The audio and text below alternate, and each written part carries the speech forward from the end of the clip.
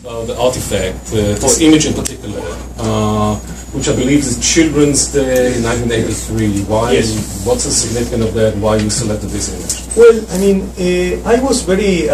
This is one of the most delightful parts in a book when you're just thinking about the cover. Stuff is done, but it's quite a challenge because it will represent the book. I mean, in many ways. And this image, I definitely did not want to have a general with a mustache on the. It is a possibility because it's very telling in a way. This is a history how they think. So, but I didn't want that in the cover. And on the other hand, I didn't want, let's say, a more stereotyped because of its usage, not necessarily because of other matters, but because of its usage, a more stereotyped image of the victim. So I didn't want to be somehow associated with those historians that want to speak for the victim, because I think that is very problematic. And I'm not, I mean, I'm trying to approach how the perpetrators, how and why the perpetrators did this to the victims, but I'm not speaking for them. And so I didn't want that. But I found this, some way to deal with that, but in a different way, was to put this image, which is very brave. I think it's very inspiring and very much different from the people that Pablo and I studied, because this is during the last moments of the dictatorship, the Father's Day in Argentina, and these kids are basically asking why their parents are not there. But this is during the dictatorship. This is not in, it's still at the time of the dictatorship. Also, again, going back to Dick's point, I was probably that age at the time, so I was not there, of course. And then Danny Iaco, who is one of the most important Argentine photographers, has been very, very kind to me by offering me to, by allowing me to put this picture in the cover. So we have a celebration part, but before that, I'll just open the floor for if you have questions or remarks. In this, I will say in parentheses that in the celebration, Cipriano had this fantastic idea of putting my book, almost anyway, at the center of the Argentine flag, and to continue. So the Argentine military flag has a sun in the center. Now it doesn't have one. It has a dirty wall. But in relation to that, there is some wine, probably some of it Argentine, and also some Argentine / River Plate products, I would say. Okay, Eli, please.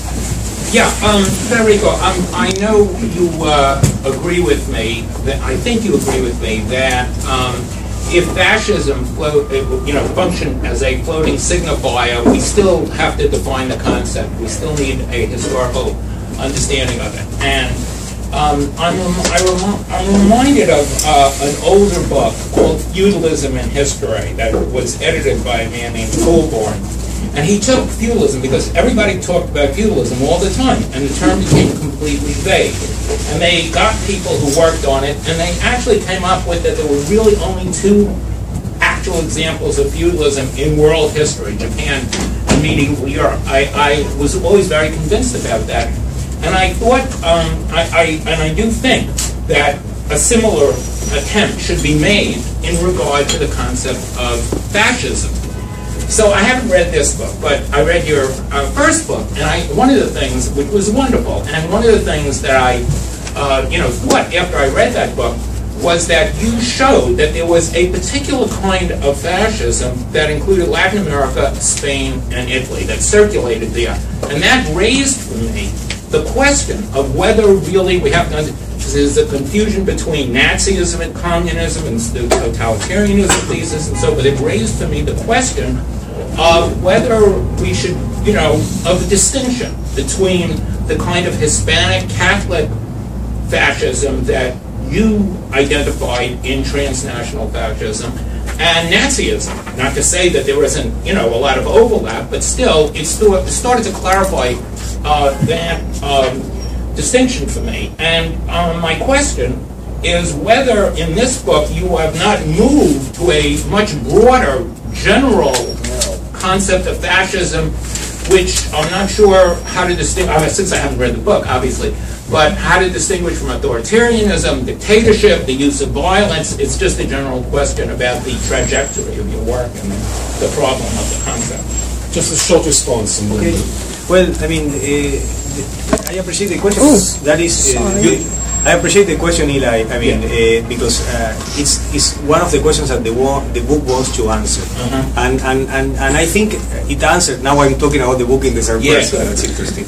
But I answered that question through the analysis of the itinerary of the question, in a way. How they are asking this question: what is fascism? What is fascism? What is fascism at the time of, you know, so-called classic fascisms, that is before 45, and what is fascism for them after 45? And then there is a chapter on Peronism which I deal with. I mean, what Peron and particularly Peron understands as something that, to put it very simply, he likes, but he also realizes that cannot happen, which is fascism. And how that constant struggle between his desire and the political realities that he sees, I mean, it's basically the outcome is a new political ideology. So it's a detour. Now at the end, what is interesting is at the end, I mean, I'm not saying that that the dictatorship was fascist. What I'm saying is that, I mean, the dictatorship, and I say this in the very beginning of the chapter, was many things. But inside the concentration camps, the ideology that basically provide meaning to the perpetrators was part of that itinerary of fascist ideas.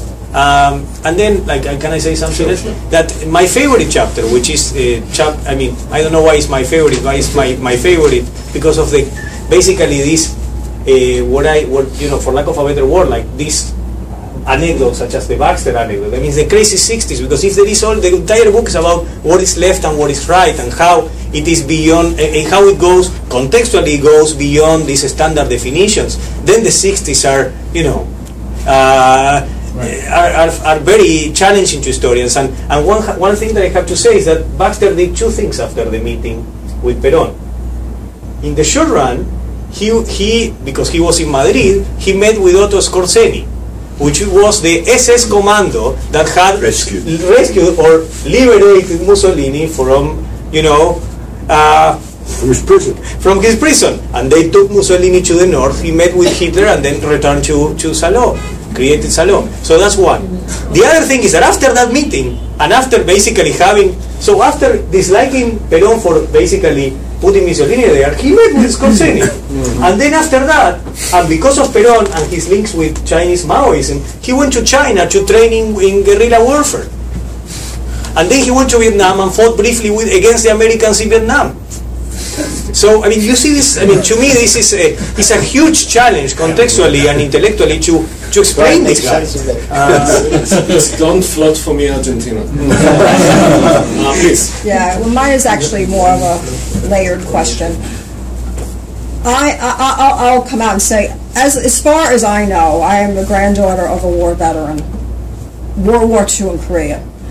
And my question is a little bit more complicated. I'm wondering, by parallel process, I guess you could say, would be how much of our memories are influenced by motion pictures in terms of what really happened and what didn't happen.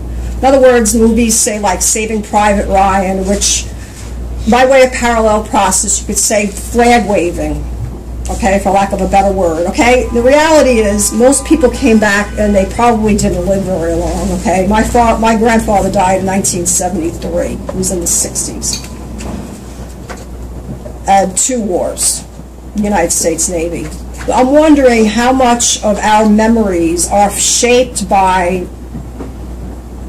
popular culture, whatever your country is, or whatever, or a sort of sense of collective unconscious, if you will. Because the reality is that probably our autobiographical memories are very much shaped by media. In other words, the dirty P word has to be said here, propaganda, okay?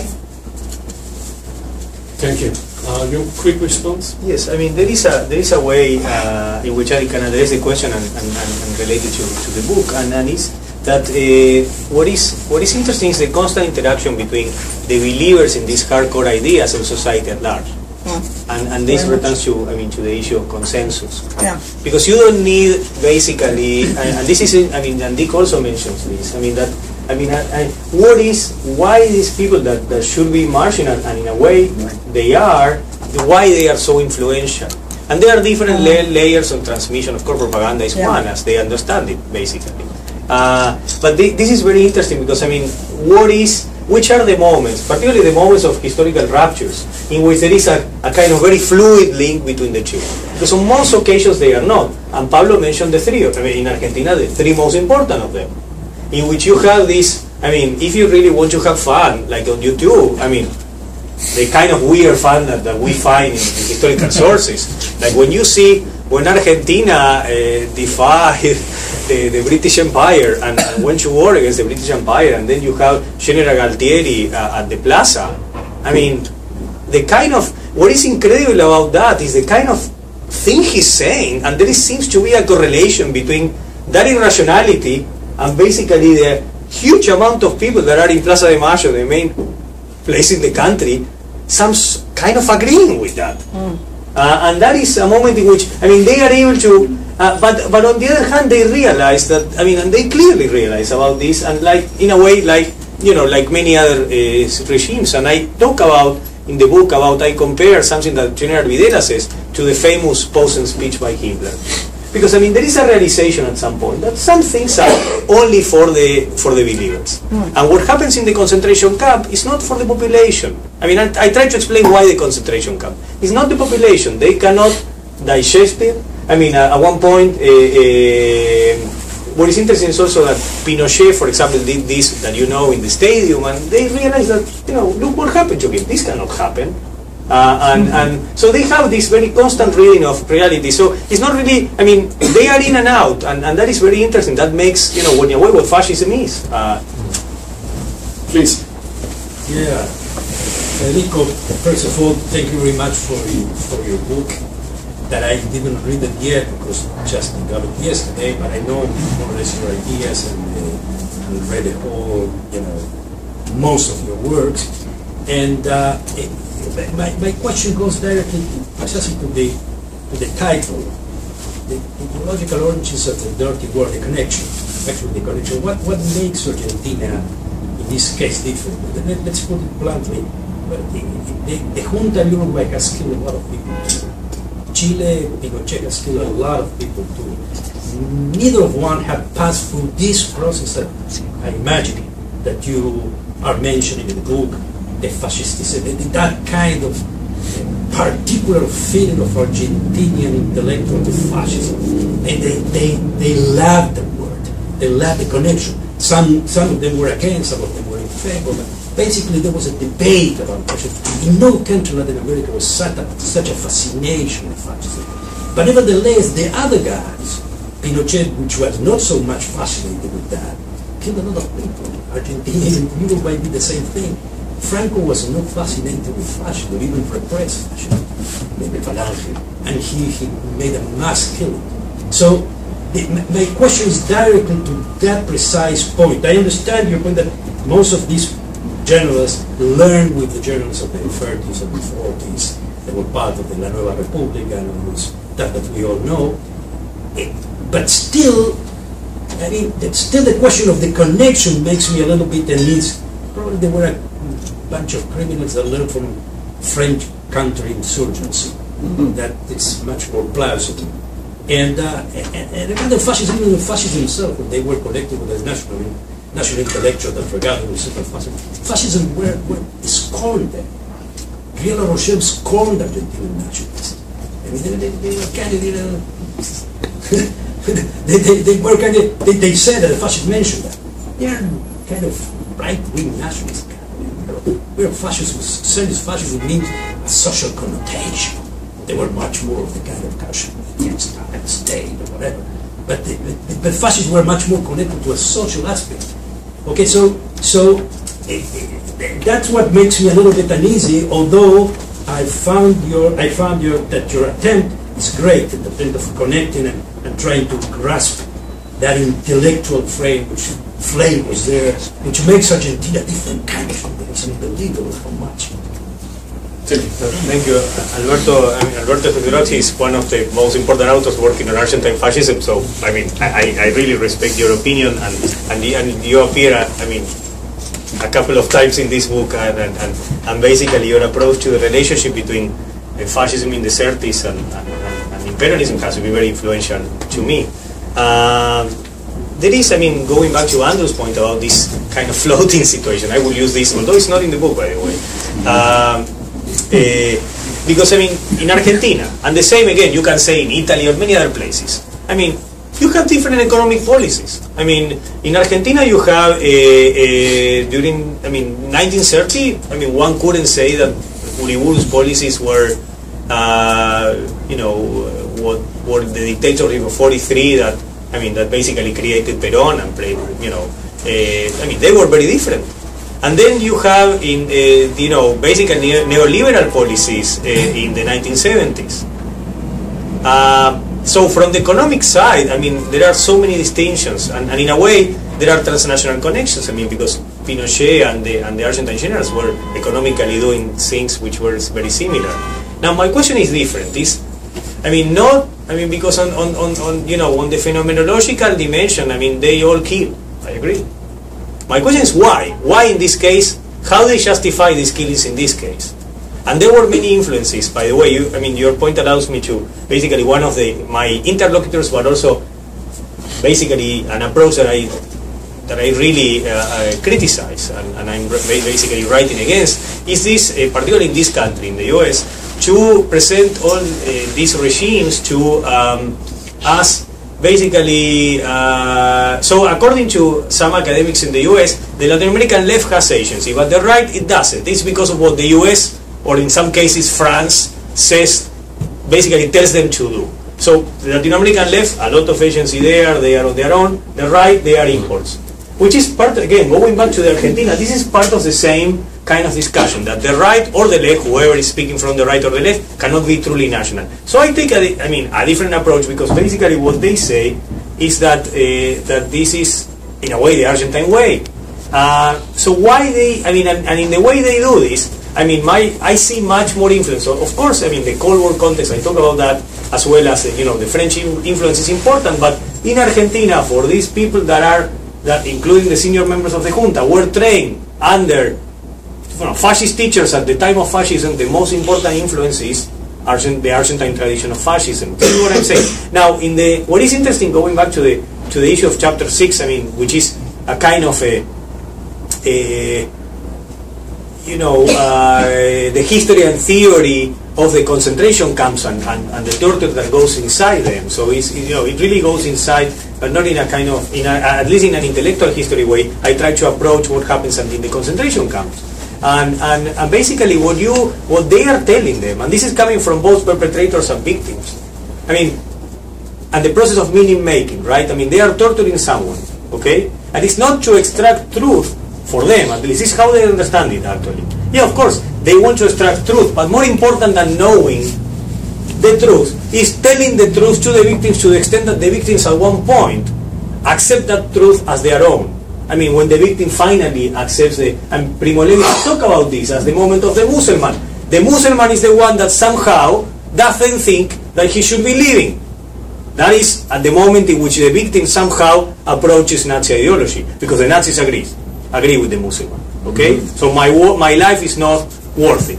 So that is the moment of the Muslim. And in Argentina you have moments in which finally the victims do not want to live, they want to give up. So they also agree with the perpetrators, because of the torture that is basically imparted on them, executed on them, that somehow their life is not worth it. Now, what the perpetrators are telling these victims while they torture them, because that is, to me, the most interesting aspect. Not what the victims say, but rather what the perpetrators are telling them. And you have a lot of testimonies. I work a lot with victims' testimonies. The book is also about the victims in that sense. I work a lot about the victims' experience, and they are telling them what you read in the chapters on nationalism in the 30s. Exactly the same, even to the extent that they are quoting both transnational fascists and the Argentine tradition. And Adolfo Pérez Esquivel said, and I think I quote that one of the things that was the most striking for him when he was inside,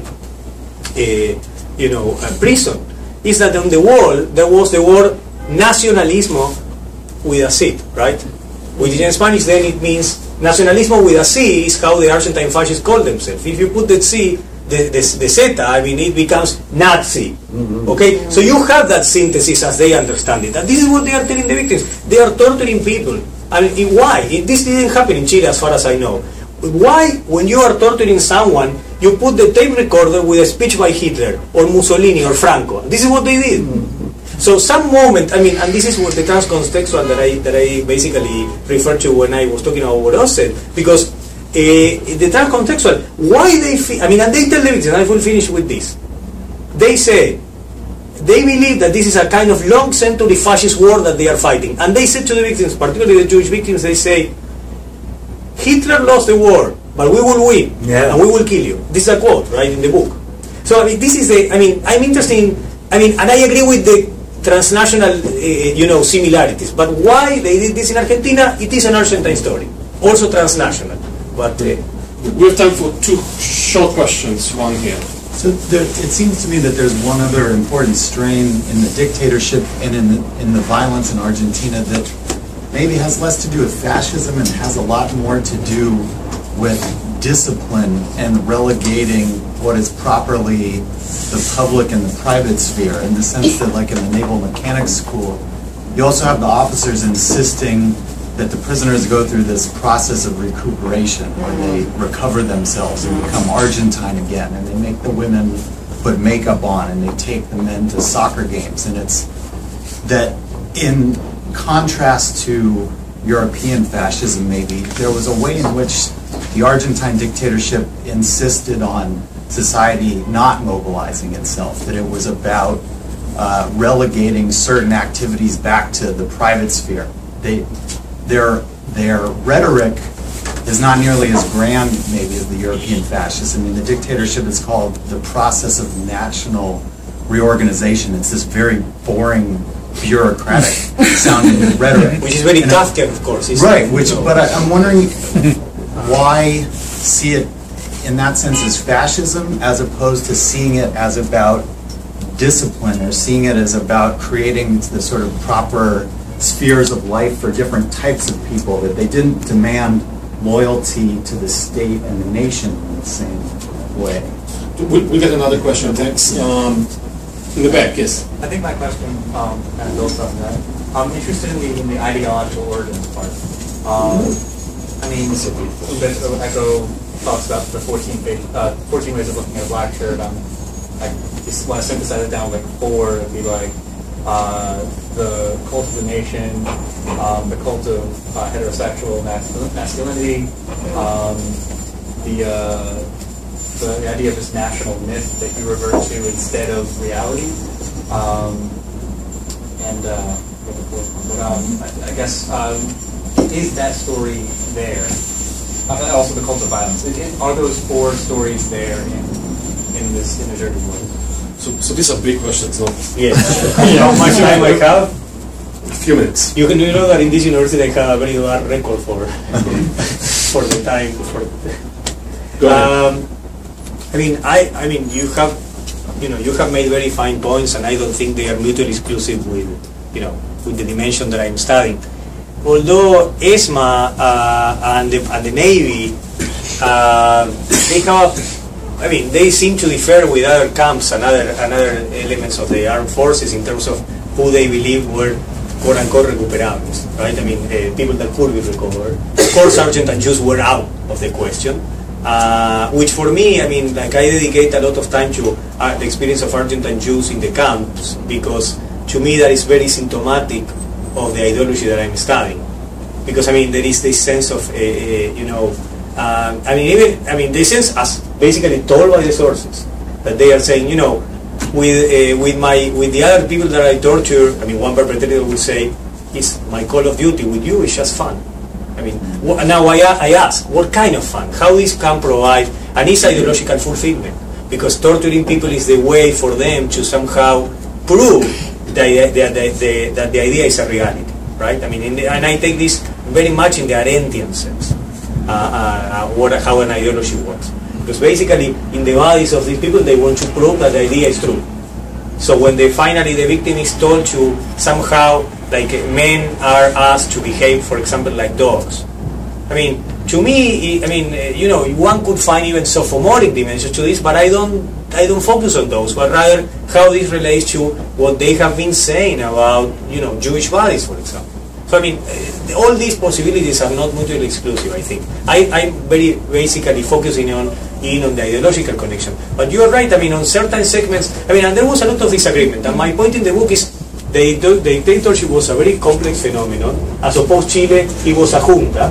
It was not, Videla was a primus inter pares. It was a junta, and there were different ideas even about economics. Macera, like the Navy, had different ideas, perhaps more social, corporativistic in the Peronist or even fascist tradition. He wanted to somehow did Macera to what Perón did. And even he was recruiting people. His own newspaper was written by Peronist leftist intellectuals inside the camps. So basically they were recuperables. They were recoverable, not other people, and only the Navy. The army, basically you don't have many survivors, period. And it's very interesting. Like I analyze the issue of the children at some moments. Because the issue of the children also establishes very distinctions with other cases. Like why the children, but I will not talk about that because we don't have time, and also I would like you to read the book. Now, there is a question. It's a great place to end, but okay. Well, I will end in the following way. That that in the book, basically, I grapple with these issues of what is fascism and how it changes over time, right? Great. So.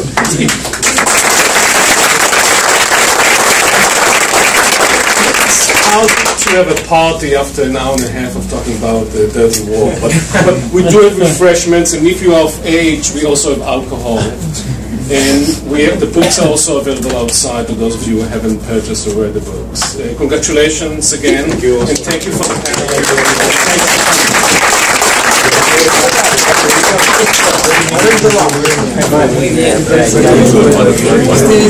panel.